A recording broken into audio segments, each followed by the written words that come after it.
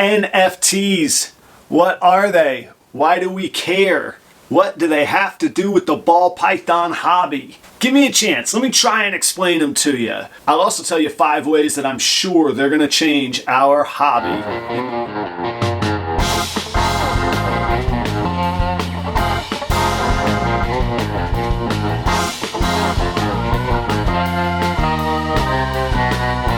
What's going on, everybody? It's Adam from Proper Royals. Thank you for joining me today. I'm here in the snake room and I'm working on some new lighting, and I got some equipment, camera equipment. We don't have to get into that. I know you come here for ball python stuff, but let me know what you think of the new setup. I'm kind of liking it. NFTs. I'm sure some of you are like, come on, Adam, give it a rest. I'm excited because I'm in this world, and total transparency, I do have NFTs for sale, but this is not a sales video. This is what I use these. I like these. I believe in this future. I see cryptocurrency as a whole as one of the great innovations that we'll look back on of the 21st century. So the way that we look at flight, television, and the internet, digital currency is it's here. It's not going away. NFTs are such a huge part of that. Let me try and connect these dots, and bear with me because I'm excited about this, and I know this stuff will change our industry. Think about how Morph Market and the internet changed ball pythons from, magazine classifieds to what Morph Market is now. This is that sort of quantum leap. It can all still coexist. Morph Market will still exist. Morph Market. This is not about NFTs replacing Morph Market. That's not going to happen. I'm going to tell you 5 ways today that I am sure the industry will be changed, and it's starting to be already. If you're like me, 6 months ago, 10 months ago, I had no idea what NFTs were. I just heard about them, but I'm hearing more and more in the news, and I think the time is right now to revisit this. I made a video before about what NFTs were and why I was excited, and I'll link that here. You can check that out if you want. This video right now is being made in January of 2022. We're kind of fast forwarding a little bit, and new things have come to light, I think. That's just me. This is the part where people click away, so just get through this with me for a second. Don't click away. NFT, non-fungible token. Non-fungible means it can't be reproduced. At its core, at its DNA, it can't be reproduced. A photocopy could be made, a picture could be made of it. The actual item cannot be reproduced. And that way you can think of the Mona Lisa. There's prints of Mona Lisas all over the place. The Mona Lisa is non-fungible. That cannot be reproduced. There's only one. There will only ever be one. In the digital way, anything can be made into an NFT. There can be timestamps put on it that in that instant it was made by so-and-so on this place and contains this data. That will never be recreated because it can never be recreated right then by that person again. What does that have to do with anything? All I hear about with NFTs is art and these stoned apes and millions of dollars of art that people are buying. Here's a real problem that I have. I don't understand the art fixation with it. Then again, I don't understand the art fixation with a Salvador Dali. Doesn't mean I don't respect it. It has value because people are willing to buy it. And that way, that's what the art portion of NFTs are. So I've got to put the art portion in a bucket over here. Let's let that bucket be. People will pay for it, so people will create it. Okay, fine. Back to the practical world and what's going to matter to us. Remember I said that digital information can be coded and it cannot be reproduced and it's time-stamped and it's built in? You could build in anything you want to an NFT as far as access, as far as promises between two people, as far as a contract. And what NFTs offer with cryptocurrency is what's being called entered on the blockchain. The blockchain, you have to imagine, is this great big spreadsheet that anybody can check out anytime.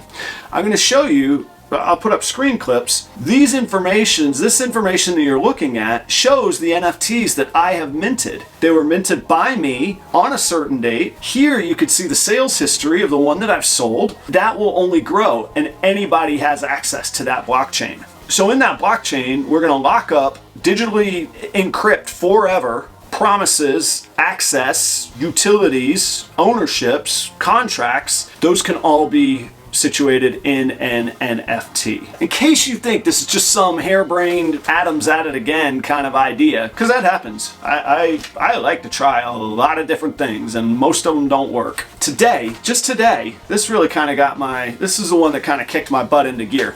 Just today, the Fed, our Federal Reserve, has said they're exploring US dollar digital currency.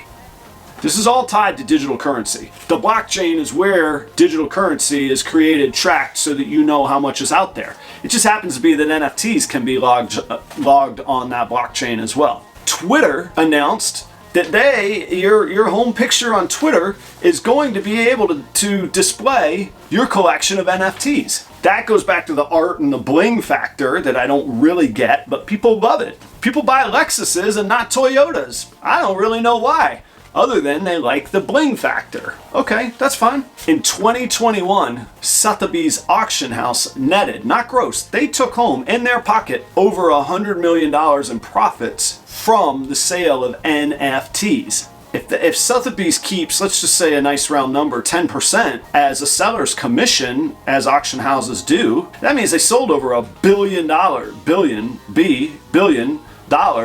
NFTs. It's out there. And it's almost one of those things. It doesn't have to make sense to you. You don't have to like it. But if you know it's out there and you could talk and speak that language in a literate way, you could pick and choose your seat at the table and how involved you want to be. This is normal. This is the way of the future. I better get on this train and I better learn it. Just like my grandfather thought that, the internet was this nifty thing we could chat on. Yeah, okay. You get my point. In our hobby directly, people are accepting Bitcoin and Ethereum as payment for their ball pythons. Will Banks has it on his homepage. Big old Bitcoin logo.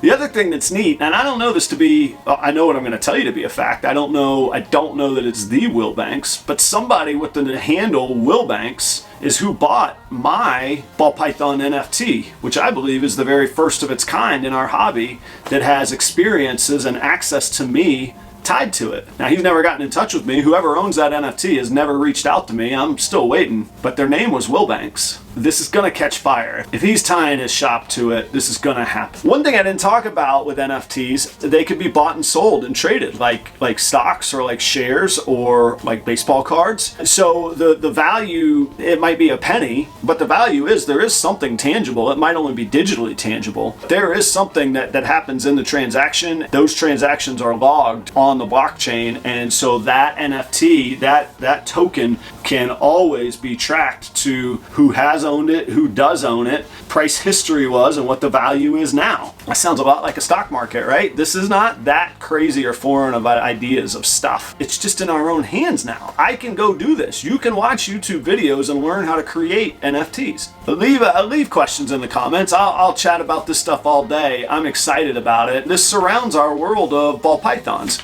So here is 5 ways that I am certain that NFTs will change our hobby.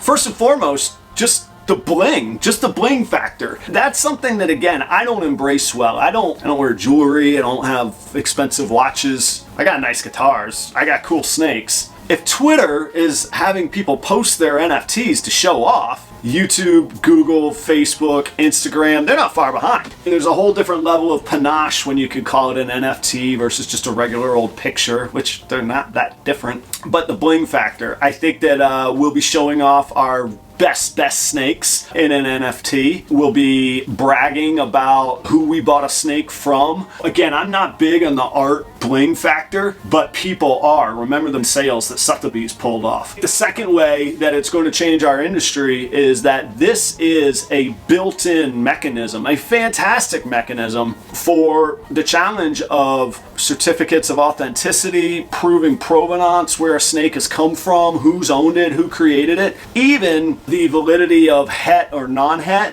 or if we get to the day of DNA tests, you could get those DNA test results and lock those in a digital format of an NFT, and then that NFT can always be matched to sort of that thumbprint of a snake's pattern, where you would be able to say, here's the snake, I bought it from, let's just say Justin. Everybody likes buying stuff from Justin, which carries a lot of weight. What if Justin had an upsell for his sales where for X dollars, you could purchase an NFT that's a digital picture of that snake that matches the patterns of that snake and contained, this is from Justin, these were the parental breedings. I guarantee it is a het for X, Y, and Z. In the future, if there were DNA analysis that could be included, hey, we paid X number of dollars for the DNA analysis, now it's in this NFT. In the future, when that snake sells, it would retain more value because of the provenance tied to it in that NFT, and you could sell the NFT with the snake. Boom! That's pretty practical stuff that I think will come very, very fast. I think that's actually the first step, maybe even before the bling. Another thing that NFTs can contain is access information. Let's say Adam has Proper Royals NFTs, which I do. They're in the links below. I say whoever owns my NFT gets access to my animal sales first before other people. What if I wanted to do something like Patreon? Well, here's a link that only the NFT owners have, or I just send access links to the NFT owners. Then I don't need Patreon. I don't have to pay Patreon. I can keep that money. Or I can lower my prices so that my customers get a better value. I don't need Patreon in the middle. I think NFTs will eventually kill Patreon. For any kind of ongoing service, for any kind of access, for tickets to shows, I bet Daytona tickets will be NFTs within 5 years. My number 4 way of how this will change the industry, I don't see a whole lot of people doing this, but I'm actually surprised that they don't, is NFTs can replace Kickstarter, GoFundMe, crowdfunding efforts. That'll take the place of the crowdfunding. Instead of, again, giving your money to GoFundMe, who skims some off the top, because that's how they stay in business. They do provide a service. I don't knock them for doing that. We just don't need them to do that anymore. So NFTs are relatively very inexpensive to make. And if somebody wants to buy into you or your brand, they can have a token of ownership, and that provides a fundraising mechanism for you. So instead of getting t-shirts or stickers or, whatever, however people crowdfund and raise money, part of what they would get would be the NFT. And if you're a really great artist or an amazing photographer, or you're creative enough to create limited edition things that people want to own, that becomes a viable way of selling and crowdfunding. And again, you can tie entitlements or permissions or access to those NFTs. So I don't think that, like I say, that GoFundMe or Kickstarter or anything like that, they'll be left obsolete. They'll be left right there with Patreon. It's the same kind of deal. It's a third party coming in between the producer and the consumer. We don't need them in the middle. We can be directly connected.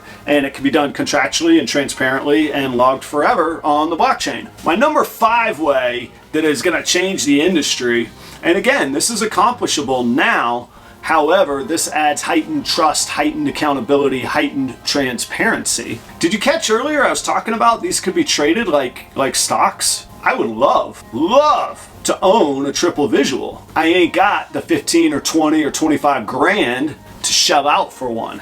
But what if 5 or 10 of us could get together and one person owns it, or the person that owns it says, man, I'm never going to get a buyer for this snake that has 15 or 20 or 25 grand at the price that I want. But what if you could own a fractional share? What if you could own a portion of that snake and that was contained and identified in an NFT?